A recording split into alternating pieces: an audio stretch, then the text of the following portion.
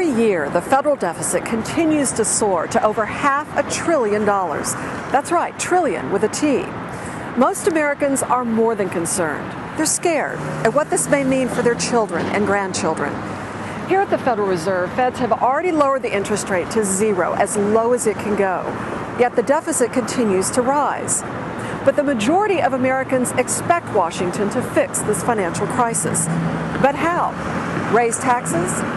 Economist Dr. Bud Weinstein says if you raise taxes, you choke off investment.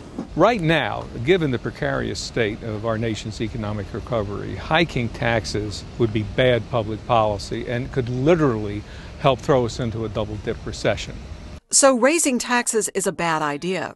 What about reducing the deficit? The federal deficit being that amount of money Congress spends over what it has each year, meaning the feds continue to use that big credit card every year, which has now raised our national debt, the total amount we owe, to just over $14 trillion.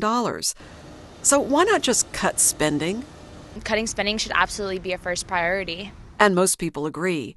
The most recent poll by Rasmussen shows that an overwhelming percent of Americans want spending reduced, but they don't think it's possible. But I really don't think it's ever going to go down. We're never going to see a decrease in taxes. Would it surprise you to learn there's actually a program that's already been successfully used by the Army and Navy to reduce spending on programs without compromising quality, in some cases, even improving it? Who, in fact, is the advocate of waste? There is no advocate of waste in government. Meet Mike George, a successful businessman who advised the Army and Navy for a dozen years.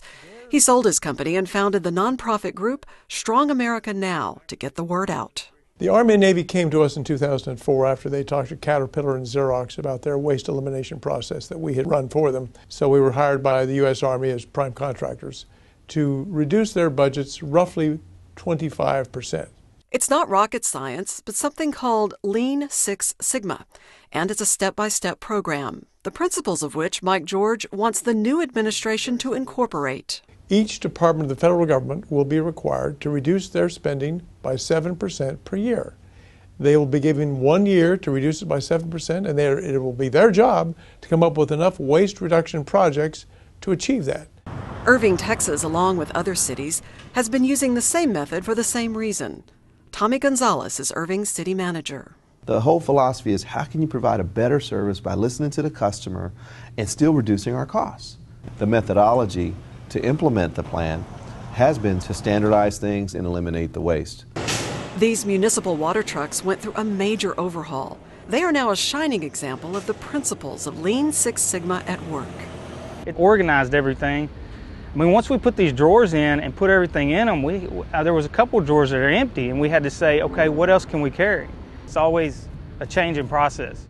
We really can reduce this spending. We can eliminate the waste. And when people understand this is really working in the federal government already, all we need to do is expand a proven process, they embrace it.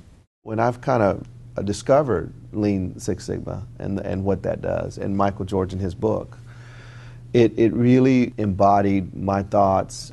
He definitely knows what he's talking about, and it works. Government should be backing off, should be getting out of the way, should be certainly not increasing taxes, and at the same time looking for any reasonable ways to cut the overall level of government spending.